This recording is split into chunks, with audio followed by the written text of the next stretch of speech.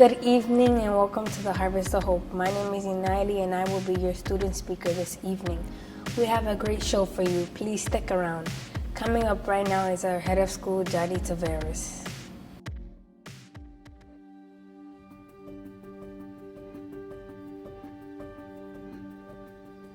Welcome to our 2020 Fall Gala Harvest of Hope. I'm Taveras, the head of school of our beloved Esperanza Academy in the beautiful city of Lawrence, Massachusetts. Esperanza is a school that believes in three things: high achievement, high support, and high joy. We believe that our children have an inherent brilliance within them, and it is our job to nurture, protect, and honor that brilliance. We believe that our students come from families where intergenerational wisdom is passed down through generations, and it manifests itself in the fearless storytelling capabilities of our students. We believe that an all-girls education creates an environment where girls' voices, ideas, and intellect are prioritized and cherished. We believe that investing in girls is a direct investment in the growth of a community, and in turn, the creation of a more just and humane society. We believe that Esperanza girls should rule the world. We know that this pandemic has hit low-income communities, communities of color, and women the hardest. And yes, that is the reality that we, the Esperanza community, are facing every single day. But as you watch this event, you will see that our community is also living in abundance. I had a moment of reflection not too long ago when I thought to myself, we as a school do not have all the resources that we need. We do not have a campus where we could spread our students out. We do not have the most innovative technology or the athletic fields for our students to compete. But there's absolutely no doubt that we do not lack love, laughter, and joy. And in these times of distress, I feel incredibly grateful that I show up every day to work with a group of colleagues that love what they do, with a group of middle school students that bring silliness to my every single day, and a board that I know has my back and the best interests of the school always at heart. One of our parents recently said to me, "This has been a dream come true for my family. My child has never been so seen at school before. She is clearly loved here." And it's true. Her daughter is seen by all her teachers, because at Esperanza, we're all committed to one thing, and that is the liberation of a community through education. While I might go to sleep tired some nights and wake up sometimes feeling exhausted, I never ever wake up feeling a lack of purpose in my life. And that is the abundance that we live with at Esperanza Academy, an abundance of love, joy, and purpose. Please know that we need your support now more than ever. And your support goes an incredibly long way in creating confident, brilliant young minds. I hope that as you enjoy this event with us, we'll be able to transfer some of that Esperanza love to you all. And when we do, you will see what it will feel like if Esperanza girls rule the world. So here's a toast to the Esperanza family. Thank you for being with us tonight.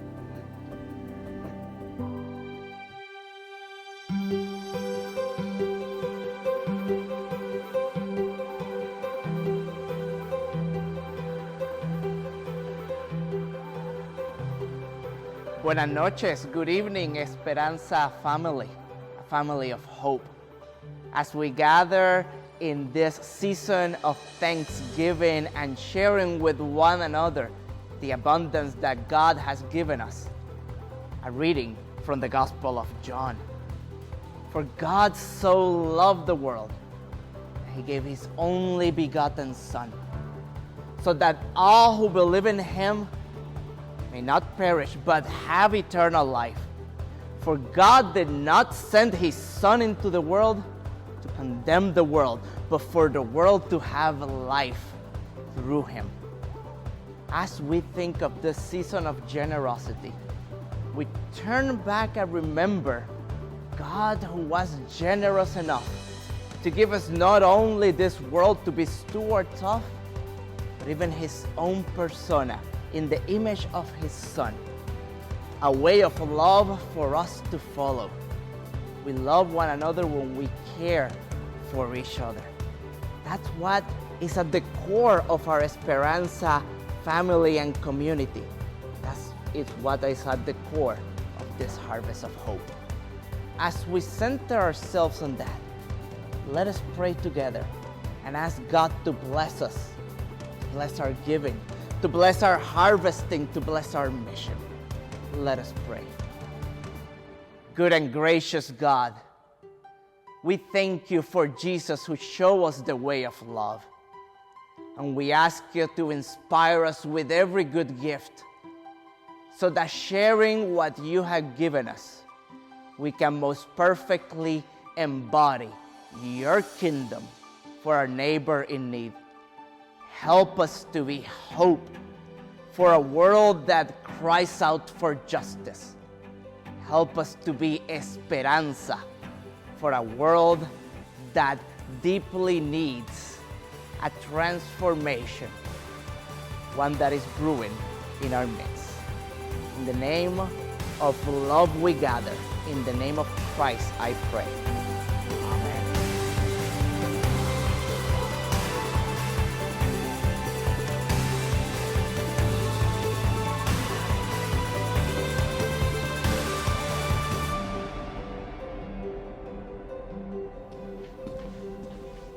Thank you for that beautiful invocation, Padre.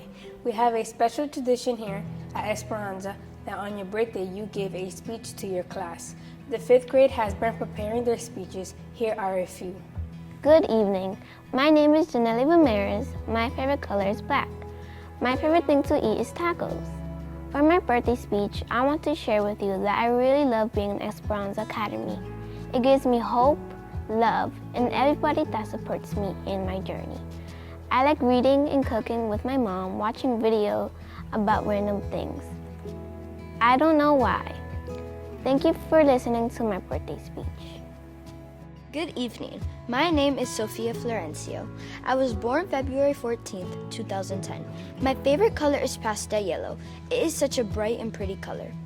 My favorite thing to eat is dumplings because they are like the best thing ever. For my birthday speech, I want to share with you that I am turning 11 and I love sports. My favorite sport is softball. Also, the moment I started at Esperanza, I felt like I had joined the whole new world. They were kind and pushed my limits. Thank you for listening to my birthday speech. Hi, my name is Salma. My favorite color is teal. My favorite thing to eat is seafood. For my birthday speech, I want to share. I can't say anything, but I'm going to give you a hint. It's about Italian food.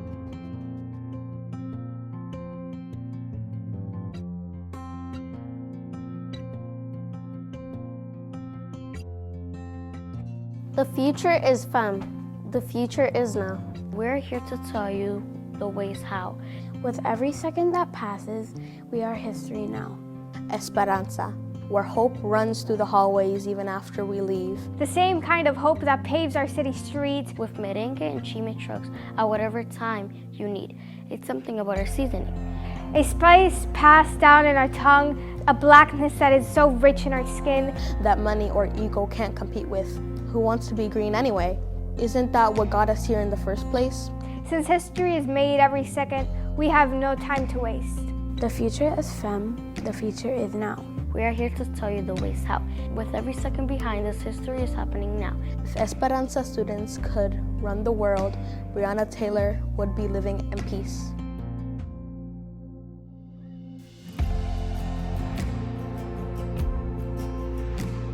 Humanity would have equality.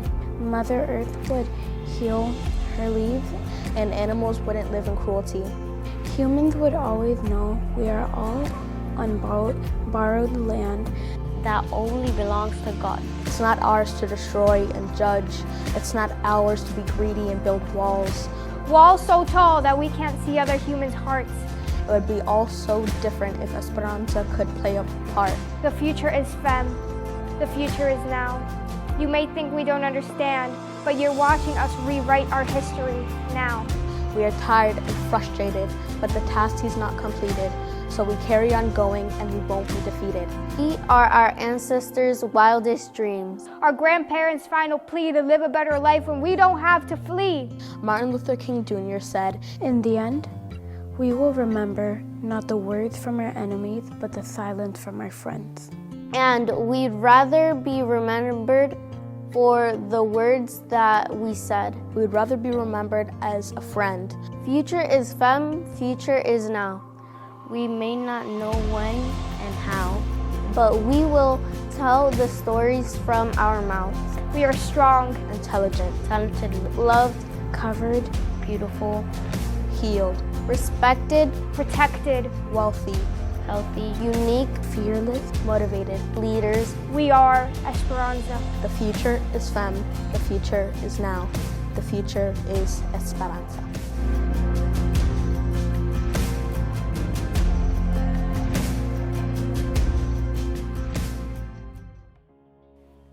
Good evening. I'm Gia Angluin, Director of Development here at Esperanza Academy. As we can see by the moving spoken word piece created by students from the 6th grade, when we create, we connect. Your support this evening is empowering our students by providing life-changing experiences in music and the arts that they otherwise may not have access to. Tonight we have a generous donor matching the first $20,000 in donations, and your gift can help us reach our goal. Coming up next is a story about restorative justice, a musical performance you won't want to miss, and we get to catch up with a few Esperanza graduates.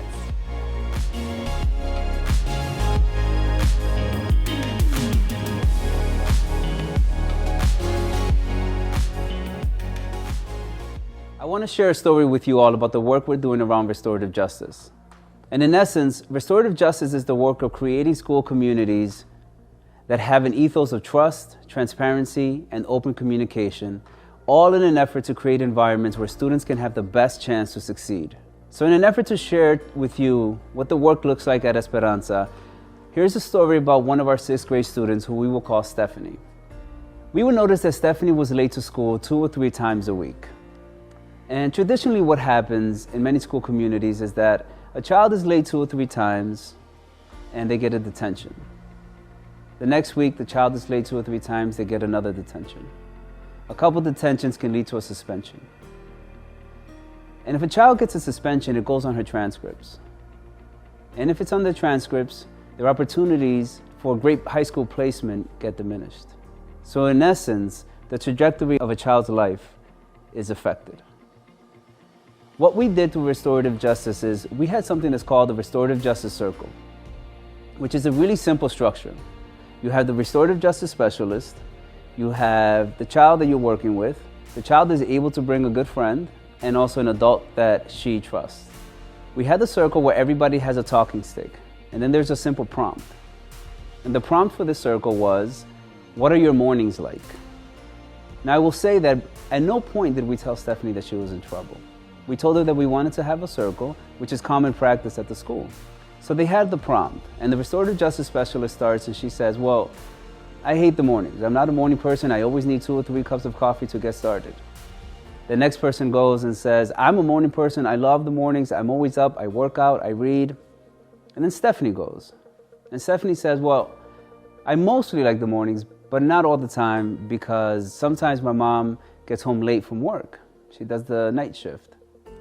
And when she gets home late from work, it's a rush for me to get out of the door and for us to get to school on time. And sometimes I may miss breakfast, but it's always very stressful and I feel really bad because my mother seems really stressed. We closed out the circle. We reconvened as adults and we uncovered why Stephanie was late. So we reached out to another family that we knew lived near Stephanie and said, can you pick her up and bring her to school on Tuesdays and Wednesdays? And the family said, absolutely. We love Stephanie's family. We'd be happy to do that. So all of a sudden, Stephanie is showing up to school on time every single day of the week. And at no point did Stephanie feel like she was being penalized. And part of the work of restorative justice is making sure that we are not penalizing students for circumstances that they have inherited. Had we penalized Stephanie for being late, we essentially would have been penalizing her for her mother working the night shift. That's not fair, and that's not right, and it's not just. So all of a sudden what happens is that Stephanie is at school on time, she's in classes more engaged, and we removed the stresses of her not being in school, not being in class, not learning, all because we asked questions. Restorative justice is about unpacking the truth and the layers behind student behavior so that we can better understand how to support them so that they can succeed. A child behaves a particular way and you don't remove them from the community. You try to figure out what's going on with that child and that family. That's what Esperanza does. That's what we believe in. That's how we support students and families so that each child can be the best that they can be, both academically and personally. As you can see, restorative justice is a critical component of the work we're doing at Esperanza. So is our 12-year commitment to our students. Please enjoy this awesome conversation from two of our alum. Thank you. My name is Sarah Benjavit-Vilay, and I graduated Esperanza in 2019. My name is Nuri Herrera, and I graduated Esperanza in 2012. So tell me about your experience at Esperanza as a student. I would say it was different from the experience of a student in the Lawrence Public Schools. Different in a good way, just because we had a longer day. The purpose of the longer day was so that we could all be involved in more extracurriculars, volunteer, and make the most out of our time at Esperanza. Where did you go to high school and college, and can you tell me about your journey? So for high school, I went to Brooks School, and then for college, I went to College of the Holy Cross in Worcester. And my journey to Brooks was actually pretty interesting because I had the opportunity to attend a summer program while I was in 5th grade. And then after that, I immediately fell in love with the school. And when it was time to apply, I actually ended up being waitlisted. And with the help of a teacher at the time and the graduate support director, I was able to make my way into Brooks and again, make the most out of my time there, an experience that I will never forget. So for college, I went to College of the Holy Cross. When it was time to make a deposit, I was so focused on a school in Boston, and I completely forgot about my other options. And with the help of the graduate support director, I was able to sit down and literally create a list of pros and cons for every college, and eventually made my way to Holy Cross. Wow. Another fact is that I also go to Brooks. So oh, look at that, another Brooksian. So how has the graduate support program helped you to support you through high school and college? The graduate support program has always been there for me, and I'm sure for other graduates. Literally from the beginning stages of testing to applying to schools to then actually graduating, the graduate support program has always been there. I can easily remember one time where I went to a restaurant right by my college and sat down with the graduate support director at the time, and we just talked about my progress in college and where I was going forward. So that just shows that literally from the beginning, from the moment you leave Esperanza, the graduate support program is always there to answer any questions and to assist you in any way possible. So how has Esperanza Academy impacted your life? Esperanza Academy impacted my life in such a big way that, you know, the saying, once an Esperanza girl, always an Esperanza girl, and I think that they're completely right when they say that. Esperanza Academy has done so much for me that until this day, as you can see, I continuously want to give back to the school, and I feel as though I am still an Esperanza girl, no matter, even if it has been 8 years since I graduated, I still feel like I'm truly part of the school, and that is because I was impacted in the way that I was through everything that I was able to do here. So what are you doing now? What's your job?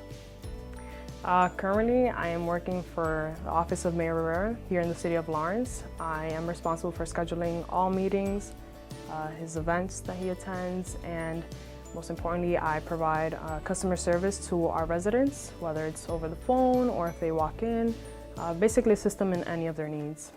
So what is some advice you would give 9th grade? Some advice that I would give to 9th graders is to be themselves.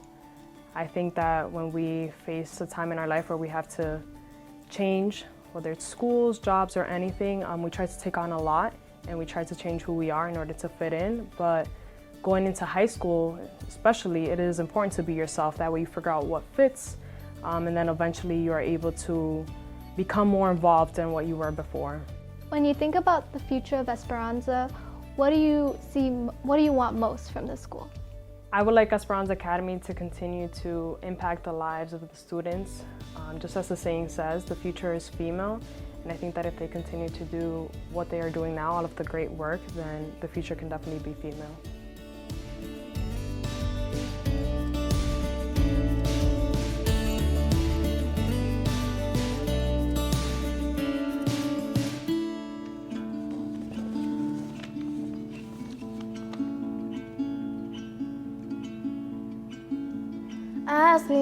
why my heart's inside my throat. I've never been in love, I've been alone. Feel like I've been living life a slave. Love so strong, it makes me feel so weak. Are you lonely? Our fingers dancing when they meet. You seem so lonely. Are you lonely? I'll be the only dream you see. So if you're lonely, no need to show me.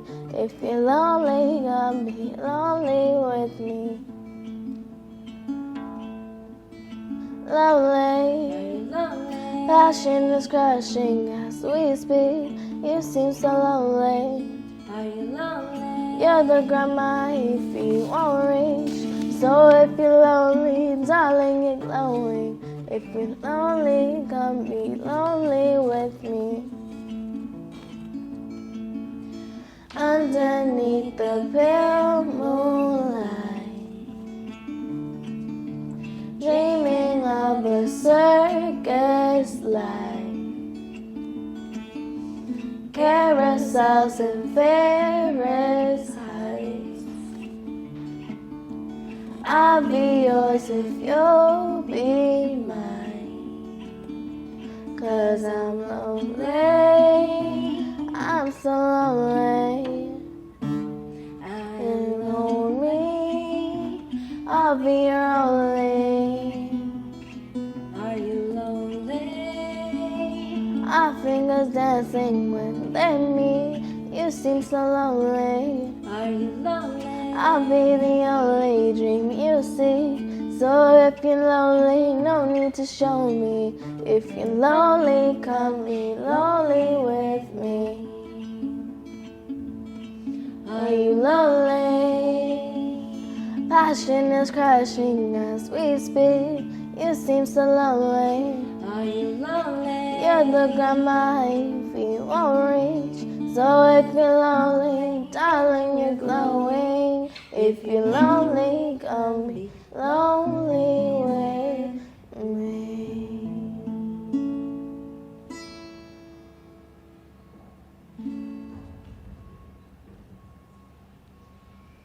So Iris, why is this song important for you?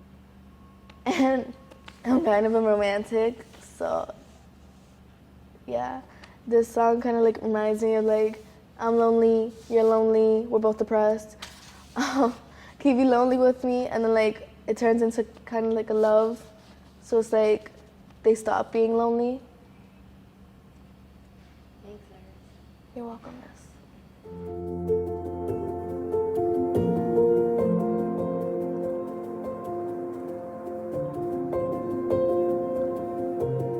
It is my true pleasure to present this year's Rosalyn Kempton Wood Award to the Reverend Kit Lonergan.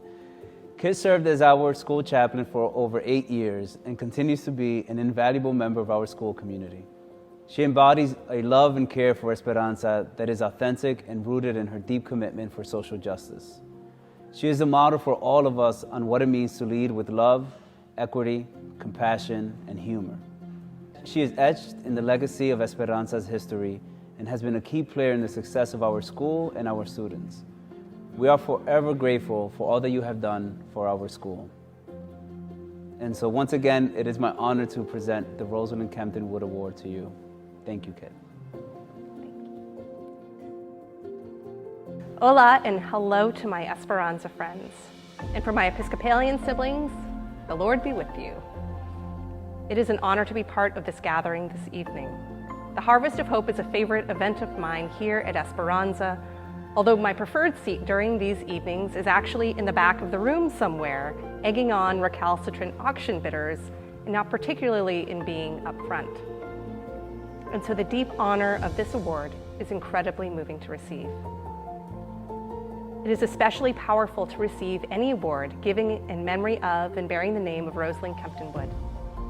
For those of you who did not have the opportunity to meet Rosalyn, she was a force to be reckoned with, a woman of deep faith who put that faith into action.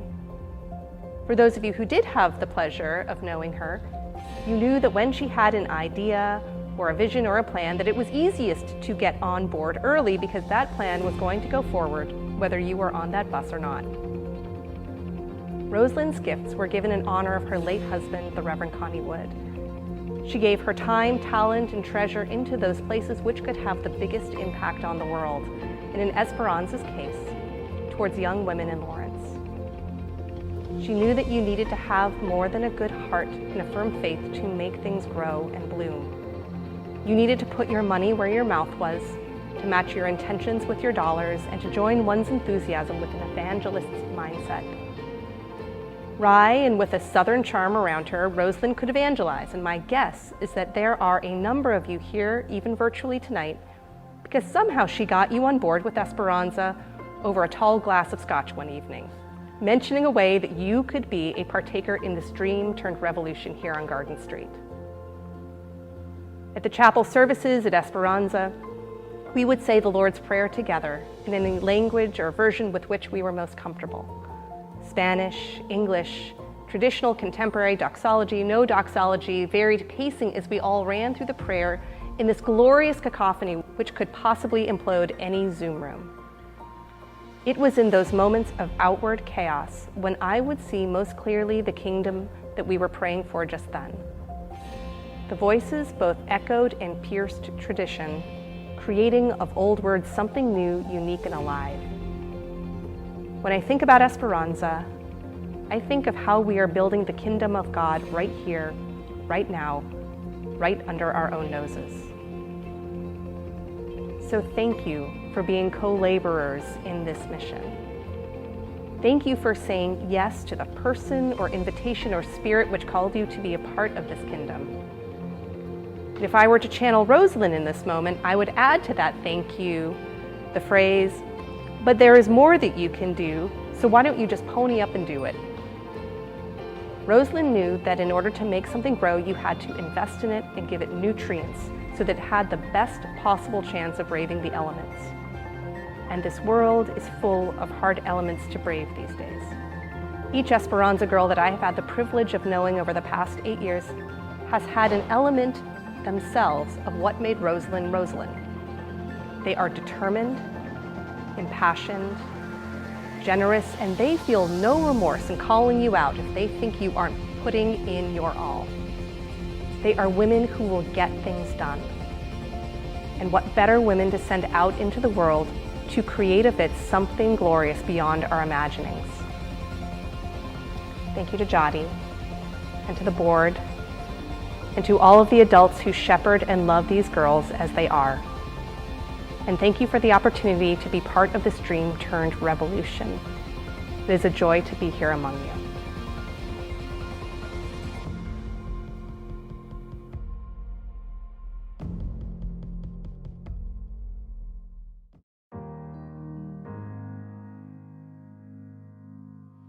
Congratulations, kid, and thank you for your many years of service to Esperanza, our girls in the community. Thank you for joining us tonight at Harvest of Hope and for supporting our girls in our mission.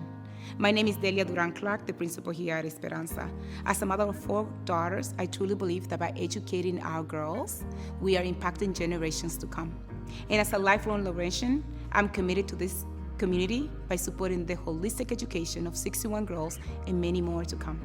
At Esperanza, I am constantly inspired by our girls and moved by the whole Esperanza community, and it's my honor to introduce tonight's student speaker. She worked truly hard to prepare a speech that answers the question, when an Esperanza student run the world. I hope you join me in welcoming Inaili Naveo, 8th grader.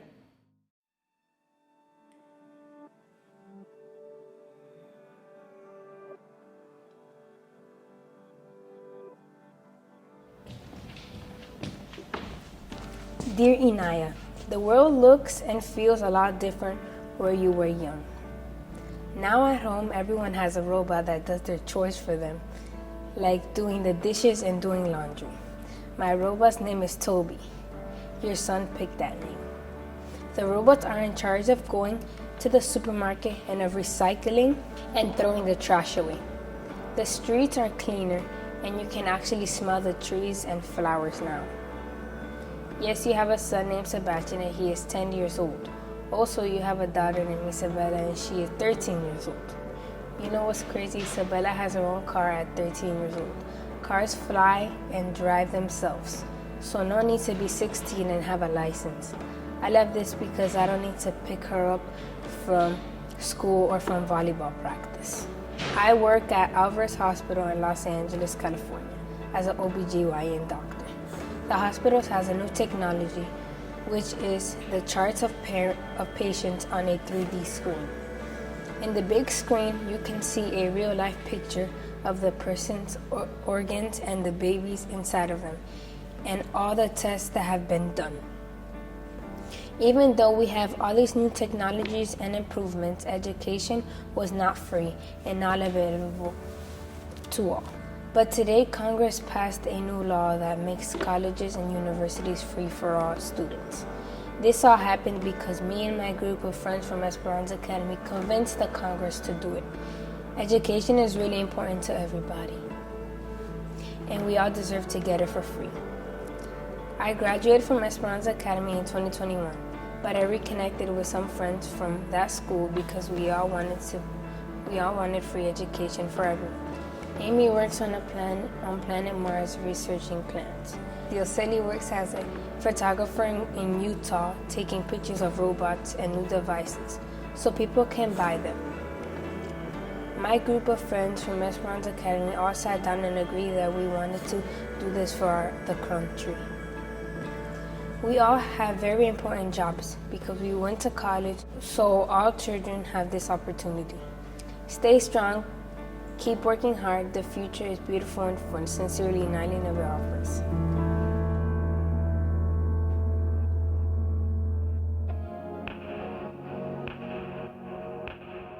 Thank you for being with us tonight. I'm Kristina Dolce, English teacher and Restorative Justice Coordinator. I've been at Esperanza for 5 years, and every year is a challenge and an adventure, this year especially. It has been really amazing to see how, even though we've been physically distant, our community is still so strong. We're still learning, still growing, and finding innovative ways to be together. Dance parties, spooky story read-alouds, and playing probably too much among us. The 7th grade still asks me if we can go to the library every Friday, and the 6th grade still has to be dragged out of our digital meets on Friday afternoons. I always tell my students that I'm the luckiest teacher in the world because I have the smartest, funniest, and most creative students, and I get to spend 4 years with them. Other teachers don't even know what they're missing. I also think I have the smartest, funniest, and most creative colleagues in the world. I don't know another group of people more adaptable, more visionary, or more dedicated. And your love and support is what makes this work possible. Thank you for being part of the Esperanza family, and thank you for being in community with us. From the hearts of the students and faculty of Esperanza Academy. Thank you.